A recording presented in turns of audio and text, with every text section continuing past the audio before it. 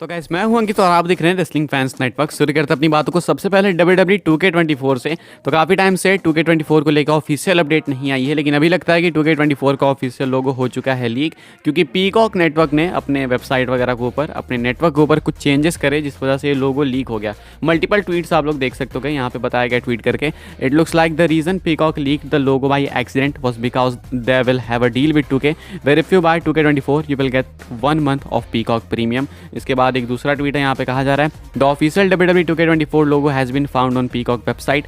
Apparently buying the game will provide a code for 1 month of Peacock premium.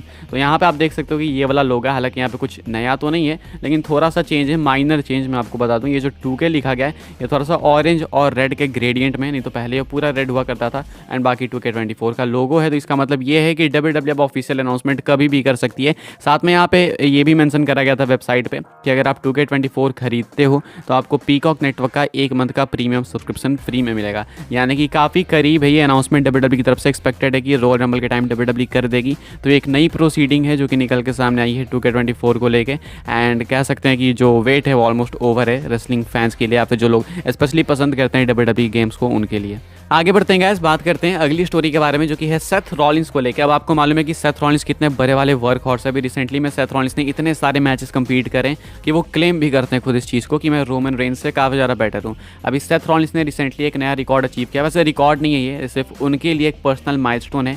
जो क्या है वो मैं आपको बता दूं कि अभी रिसेंट में सेथ रॉलिंस ने लास्ट वीकेंड में टोटल 800 मैचेस में विक्ट्री अपनी अर्न करी WWE के अंदर। 800 कहने का मतलब है कि उनके पूरे WWE करियर में उन्होंने 800 मैचेस अभी तक जीते हुए हैं। तो ये कुछ है सेथ रॉलिंस को लेकर एक अपडेट। अब ये लास्ट वीकेंड किसके अगेंस्ट मैच हुआ था इतना मुझे याद नहीं है, शायद किसी लाइव इवेंट के अंदर हुआ था सेथ रॉलिंस का। एंड वहाँ पे जो विक्ट्री अर्न करी थी सेथ रॉलिंस ने, वो उनकी 800वीं विक्ट्री है। तो 800 मैचेस तो सिर्फ इन्होंने जीते हैं। अब इसके अलावा कितने मैचेस में कम्पीट करा है वो तो भाई बहुत अलग चीज़ है। एंड काफ़ी इंजर्ड भी थे बीच में, तो अगर कभी इंजर्ड नहीं हुए रहते सेथ रॉलिंस मिस की तरह, एंड अगर सेथ रॉलिंस का विनिंग एंड लॉस का रिकॉर्ड और ज़्यादा बेटर होता तो शायद अभी और ज़्यादा मैचेस वो जीते रहते हैं। लेकिन अभी के हिसाब से सेथ रॉलिंस 800 मैचेस जीतते हैं लास्ट वीकेंड में। 200 मैचेस में विक्ट्री अगर वो और अर्न कर लेंगे तो 1000 मैचेस में वो विक्ट्री अर्न करेंगे। एंड आई गेस ये चीज़ 2026 तक जाते जाते हो सकती है। तो अभी के हिसाब से सेथ रॉलिंस ने लास्ट लाइव इवेंट में वीकेंड में ये कुछ करा, एंड ये एक नई अचीवमेंट है उनके लिस्ट में। नेक्स्ट बढ़ते हैं, बात करते हैं अगली स्टोरी के बारे में, जो कि है सोलो सिकोआ को लेके। अब इसको लेके मुझे आपके चाहिए ओपिनियंस, क्योंकि मैं काफ़ी दिन से कमेंट्स भी देख रहा था कि सोलो सिकोआ को लेके उनके अगेंस्ट में काफ़ी कमेंट्स थे। एंड स्पेशली ये चीज़ तब से बढ़ गई जब जॉन सीना को उन्होंने बिल्कुल डोमिनेट करके क्राउन जूल में हराया।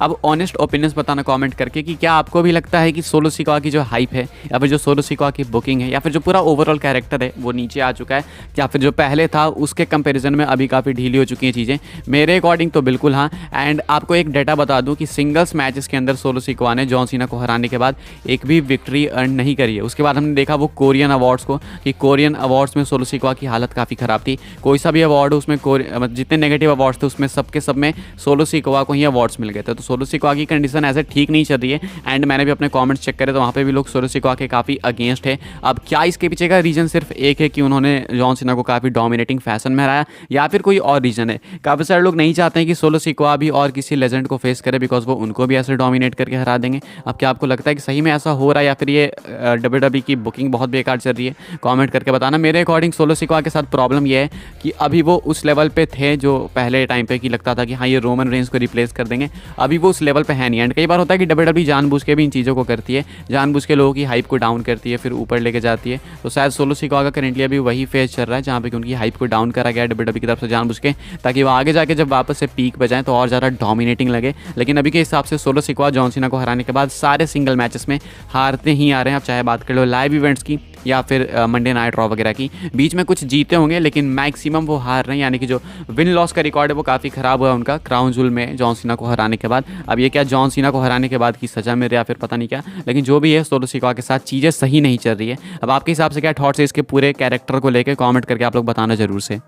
आगे बढ़ते हैं, बात करते हैं best in the world CM पंक के बारे में। क्या CM पंक रॉयल रंबल नहीं जीतने वाले हैं? अब ये चीज़ बहुत अच्छे से मालूम है कि CM पंक ऐसे कम्पीट करेंगे जो इस साल के रंबल मैच में वहाँ पे वो फेवरेट हैं। उसके बाद बैटिंग ऑड्स की लिस्ट में कोडी रोड्स भी हैं, गुंथर भी हैं, रॉक भी हैं, अलग अलग नेम से, लेकिन सबसे टॉप पे जो फर्स्ट प्रायोरिटी है WWE के लिए एंड बैटिंग ऑड्स में वो CM पंक ही है। अब देखो CM पंक के जीतने के चांसेस तो ज़्यादा इसलिए भी हैं क्योंकि 2014 में आखिरी बार वो रॉयल रंबल में देखने को मिले थे। तो ये एक कंप्लीट स्टोरी भी बनेगी फुल एक डेकेड के बाद कि वो 2024 के रॉयल रंबल मैच को जीत जाएंगे। लेकिन प्रॉब्लम आगे खड़ी हो रही है ड्रू मैकिंटायर की वजह से। अब 2-3 चीज़ें हैं जो कि हो सकती है, मैं दोनों तीनों सिचुएशन सिनेरियोज आपको बता देता हूँ। एक तो कि रेसलमेनिया में CM पंक versus Drew McIntyre versus Seth Rollins का मैच हो, लेकिन आई नो कि काफ़ी सारे लोग इस मैच को नहीं चाहेंगे वर्ल्ड चैंपियनशिप के लिए, बिकॉज लोग चाहते हैं कि CM पंक और सेथ रॉलिंस एक सिंगल्स फ्यूड में ही रहें, जो कि बहुत बेटर होगा मेरे अकॉर्डिंग भी, परफेक्ट वही होगा। लेकिन कहीं ना कहीं मैकिंटायर इन्वॉल्व है एंड वो CM पंक के साथ फ्यूड भी कर रहे हैं, तो या तो इनका एलिमिनेशन चेंबर में मैच होगा या नहीं तो रॉयल रंबल में। अब रॉयल रंबल में सिंगल्स मैच तो बिल्कुल भी नहीं होगा, ये चीज़ गारंटीड है,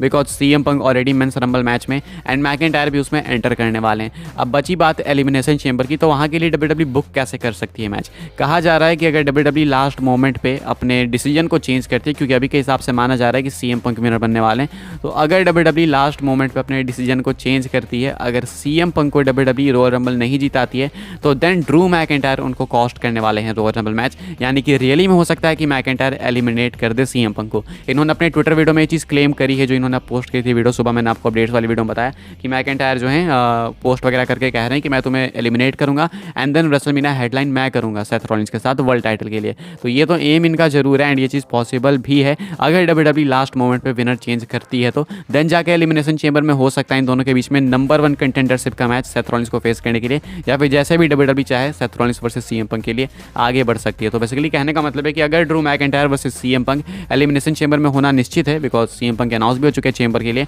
तो देन ये एक सिनेरियो है कि इससे फ्यूड और ज़्यादा पर्सनल हो सकती है। लेकिन हो सकता है कि बहुत बड़ा फंबल भी हो WWE का। बाकी आपके क्या थॉट्स हैं कमेंट करके बताना जरूर से। बात करते हैं अपनी नेक्स्ट एंड फाइनल स्टोरी के बारे में, जो कि है द पीपल्स चैंप रॉक को लेके।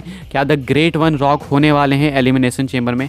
हमने देखा कि रोमन रेंस को लेकर रेसलिंग ऑब्जर्वर न्यूज़ लेटर में अपडेट आई थी कि रोमन रेंस इस इवेंट का पार्ट नहीं है। हालांकि मुझे अभी भी लगता है कि शायद रोमन स्टिल अनाउंस करे जा सकते हैं इस वाले इवेंट के लिए, लेकिन अभी के हिसाब से देख के लगता है कि रॉक वर्सेस रोमन शायद एलिमिनेशन चेंबर में नहीं होगा, लेकिन इससे चांसेस बढ़ जाते हैं कि ये वाला मैच आपको शो ऑफ शोज यानी कि रेसलमेनिया में देखने को मिल सकता है। अब रॉक होने वाले हैं एलिमिनेशन चेंबर में या फिर नहीं, मैं आपको बता दूं रिंग साइड की रिपोर्ट है, कहा जा रहा है a tenured member of the WWE creative team told us that as far as we know Rock not on Chamber, so the Rock is not expected to be at the big show. यानी कि elimination chamber के लिए rock जो है अभी के हिसाब से प्लान्ड नहीं है, ये कुछ कहना है WWE के इंटरनल सोर्सेज का रिंग साइड न्यूज़ को। अब देखो भाई कंफर्म तो नहीं है कि वो नहीं आएंगे, क्योंकि मुझे लगता है कि एलिमिनेशन चेंबर के लिए वो जो ऑस्ट्रेलियन गवर्नमेंट है, वो जो वेस्ट ऑस्ट्रेलिया की रिपोर्ट आई थी, वो काफ़ी टाइम से रिपोर्ट करी है कि रॉक हमें यहाँ पे चाहिए, रॉक हो सकता है कि यहाँ पे आएंगे, तो मुझे उन पर थोड़ा ज़्यादा ट्रस्ट है as compare to ring side. हाँ, ये मैं ज़रूर से मान सकता हूँ कि रॉक वर्सेस रोमन नहीं होगा वहाँ पे, लेकिन ये मानना थोड़ा मेरे लिए मुश्किल है कि रॉक वहाँ पे प्रेजेंट ही नहीं होंगे। या तो रॉक होस्ट हो सकते हैं शो के, या एक स्पेशल अपीयरेंस दे सकते हैं सिर्फ अपनी फ्यूड बिल्ड करने के लिए, अगर रेसलमेनिया में रोमन वर्सेस रॉक होने वाला है तो। बाकी सिर्फ मेरे ओपिनियन से, लेकिन अपडेट का कहना है कि रॉक शायद एलिमिनेशन चेंबर इवेंट में नहीं होंगे अभी के हिसाब से, ये कुछ बताया जा रहा है। अभी वो प्लान्स में नहीं है, लेकिन ये प्लान्स चेंज भी हो सकते हैं। अभी के इस वीडियो के लिए ये कुछ अपडेट्स है। आई होप आपको इन्फॉर्मेशन मिली हो तो वीडियो को लाइक करें, शेयर करें, सब्सक्राइब करें चैनल को, ताकि आने वाले टाइम में आपको और भी ऐसी WWE की न्यूज़ रूमर अपडेट्स मिलते रहे। फॉलो कर सकते हैं आप लोग मुझे इंस्टाग्राम एंड ट्विटर पर, लिंक आपको मिल जाएगा डिस्क्रिप्शन में। ज्वाइन कर सकते हैं व्हाट्सएप चैनल को, उसके भी लिंक है डिस्क्रिप्शन में। मिलता है नेक्स्ट ऑफर काफ़ी इंटरेस्टिंग वीडियो में।